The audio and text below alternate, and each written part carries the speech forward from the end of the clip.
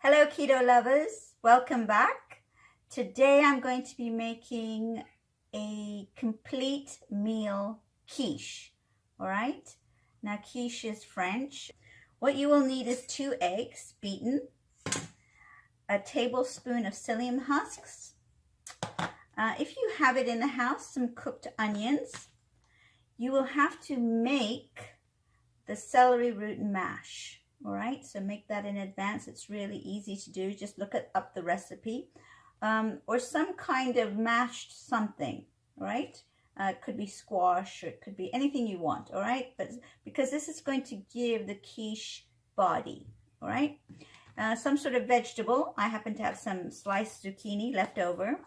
I also have some little peppers from the olive bar, and you will need salt and pepper and some cheese. All right, I've got white cheddar or yellow cheddar and some Parmesan cheese. You want a little more zesty cheese to add to this in combination with some mild cheese. All right, just to added flavor.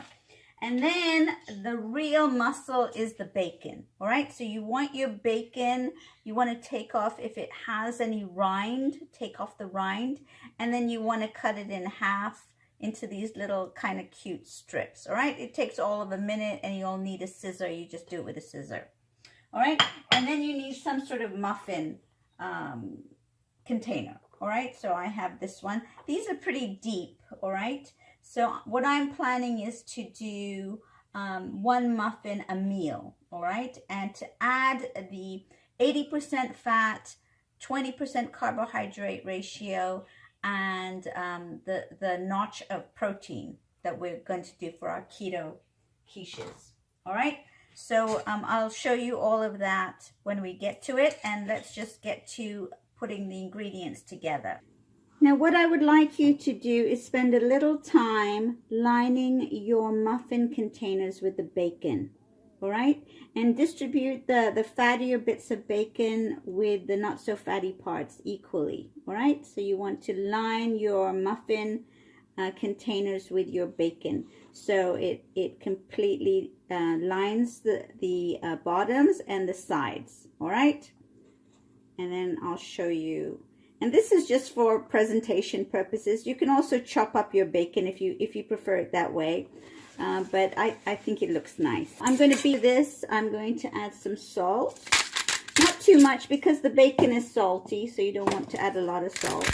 And a lot of pepper, because I like pepper, but if you don't like pepper, it's up to you. And any other seasonings. This is the time where you can add cilantro, savory, parsley, whatever you have in the house. If you want to get rid of some stuff, this is a good recipe to get rid of all of that extra stuff. Then I'm going to add a tablespoon of my cooked onion. All right, doesn't need that much because we're going to distribute this cooked onion between the 6 containers of my muffin pan. All right, and now it looks like this. And then I'm going to add my whatever these things are, I don't know what they are, but the things from the olive bar that I said before, the pimentos, that's what they are. All right, so I'm going to add my pimentos, and the pimentos are for color and for a little sweet taste. And then I'm going to add 1 tablespoon of psyllium husk, and the psyllium husk gives the quiche sort of a crust. All right, you can add more than 1 tablespoon, but I only have 2 eggs here, so I'm going to add 1 tablespoon of the psyllium husks and whisk that in so it's well incorporated. All right, and that's what it looks like at that stage. And then I'm going to start adding my cheese. Now if you buy grated cheese, this is a 1/4 cup of Parmesan. If you buy ready grated cheese, just make sure you try and get the cheese that doesn't have too many fillers. All right, and that's all incorporated. Then I'm going to add my sharp cheddar, about 1/3 cup of sharp cheddar, maybe 2/3. I'll add a bit more. All right, and save some to sprinkle on top. 2/3 of cheddar, because I like cheese. And it becomes this very thick, sort of gooey thing, all right? And I think I'm going to add a little bit of cream. All right, and we're going to add 1/3 cup of cream to that.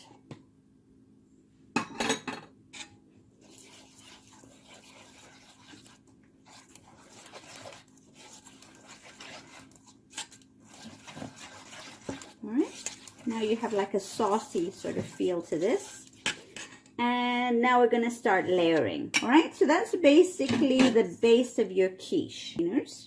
So I'm going to start with a spoon. And I'm going to layer some of this sauce into my muffin containers. All right, and this is sort of the glue that's going to bind everything together.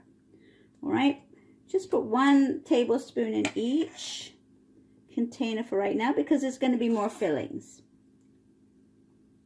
All right, do that, and do that, and do that. All right,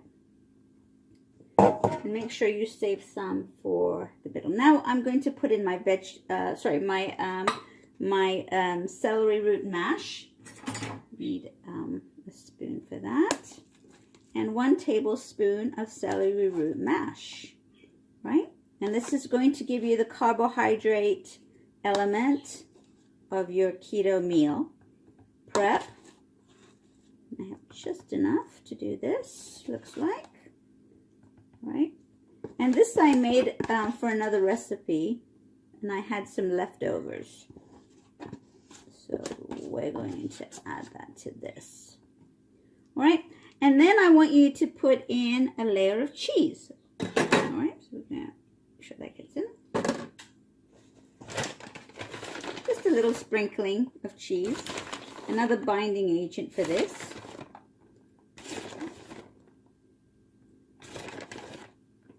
And now we're going to pack in. You want to pack in the vegetable, all right? So let's make sure that we first have enough. So let's put some into each one. And these might overflow, which is fine. All right. Just want to make sure I have enough for each of the containers. All right. A bit more in that one.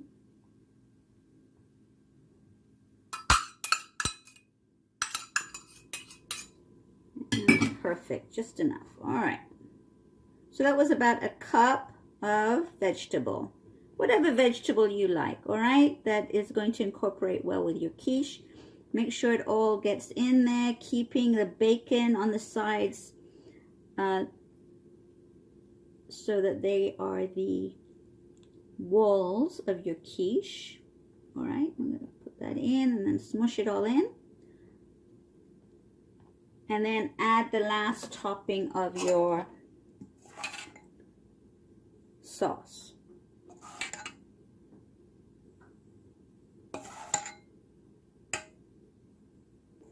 And the last thing you're going to add is some more cheese.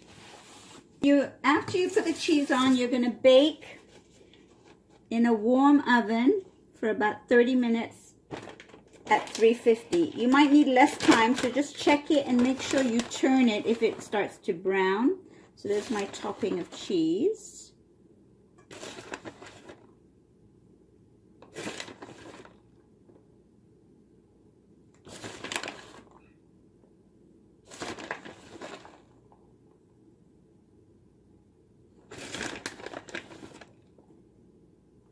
Now this is a very filling combination.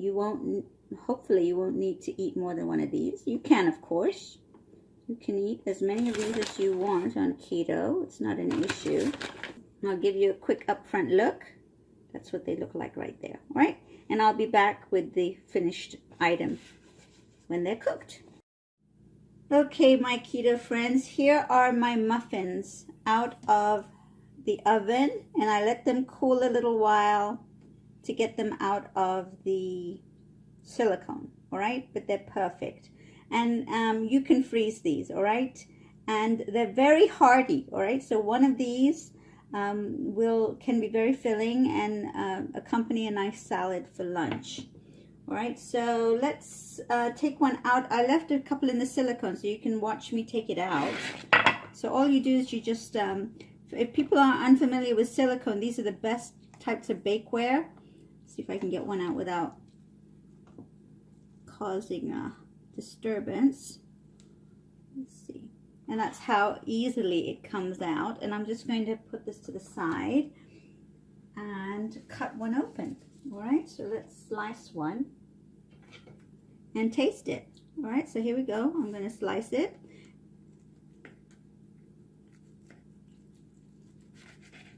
And that's what it looks like with the bacon in there.